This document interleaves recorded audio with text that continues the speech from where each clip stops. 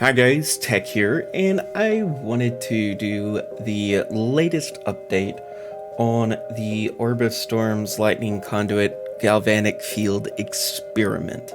Now, I did try Winter Orb, and I will say the Winter Orb clear speed is substantially better, and the overall quality of life while mapping is substantially better. However, I am going to go back to Orb of Storm's Lightning Conduit because it has significantly higher damage potential on bosses and single target, which I think is the bigger concern. Like, the whites and the blues just kind of melt anyway, for the most part. So I think that's the better call.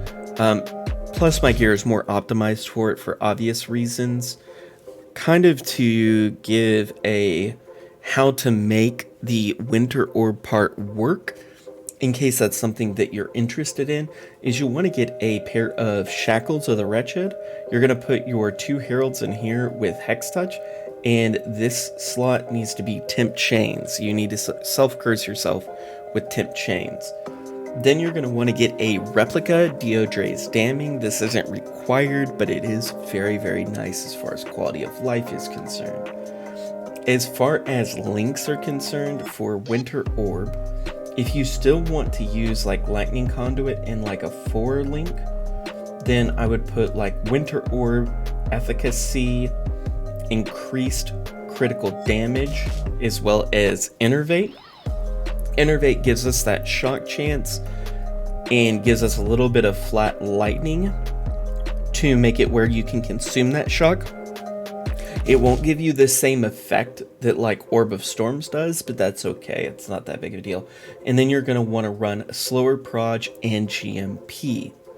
Now, what we are doing on Lightning Conduit is Lightning Conduit, Ice Bite, Increased Critical Damage, Elemental Focus, Lightning Pin, and Calling Strike. So we are negating the freeze chance here. I do eventually want to get like an Awaken Added Cold and put that in instead. But this is a very big damage boost for Lightning Conduit. So 30,000 to 40,000. It's huge. Now the other thing is if you had one less green slot, you could take out Ice Bite and then have Increased Critical Strikes, which would also be a DPS increase. You just wouldn't get that extra cold damage there. But since we're using Elemental Focus, you're not applying Freeze or Chill with it regardless, so it's fine either way. Now, I did Lucksack into getting a level 21 Herald of Ice, which is very nice. Now, I am currently using Elemental Weakness, Hex Touch, and Herald of Thunder.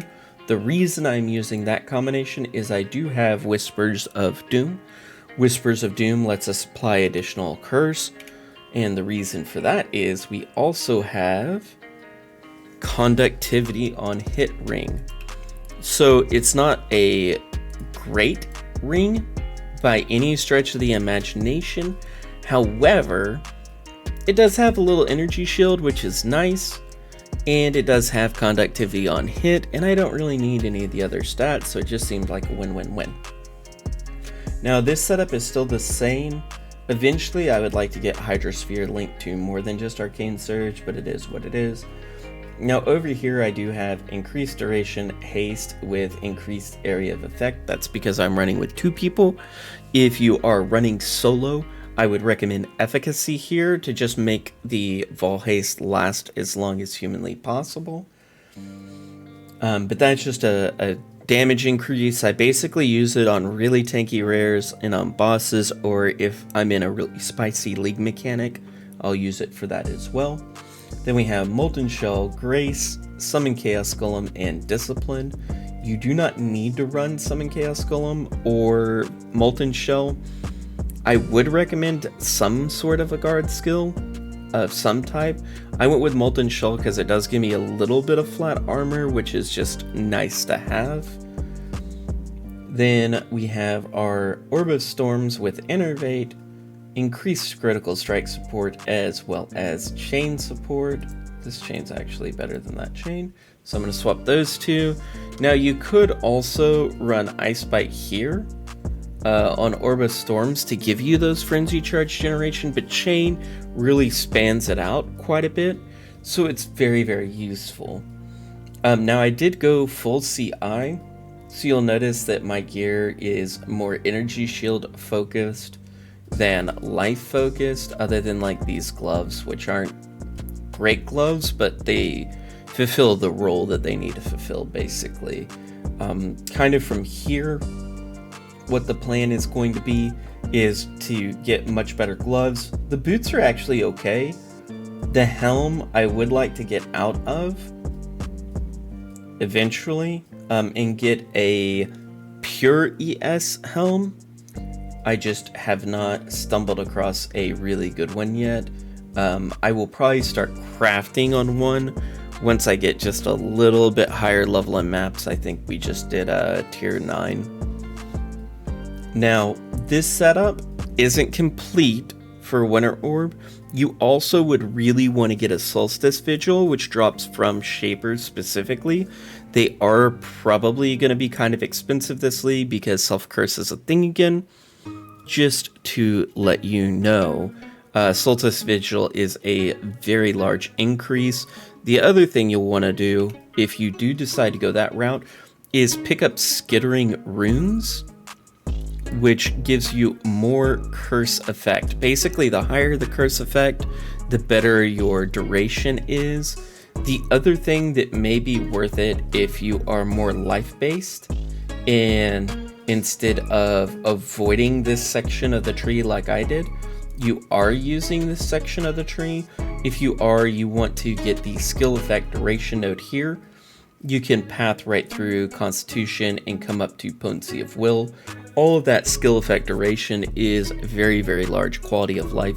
The other thing is you can also just neck anoint Potency of Will. It's fairly cheap, and just get this one. So that's an option as well. And then with the spell suppression stuff, I will be pulling out of these nodes as I get better gear. Like if I get better gloves with a really high % chance to spell suppress, I will get out of those. Right now I'm at 89%. I actually think I have a pair of gloves with a little spell suppression on them. Yeah, I do. Do those work? Those may work. Let's see. Those work. Sweet. So that puts us up to 96% chance to spell suppress, which is fantastic. The energy shield is also a little better on these gloves, so win-win-win. Fantastic. Now you don't need a max life roll, obviously, if you're CI, but it's fine. It's like whatever. It would be better if that was flat evasion and energy shield instead of life. But it's fine. It's absolutely fine. Or like a hybrid the stun and block recovery plus evasion and energy shield would also be good there. But that's a fairly solid pair of gloves, and it does have a little spell suppression.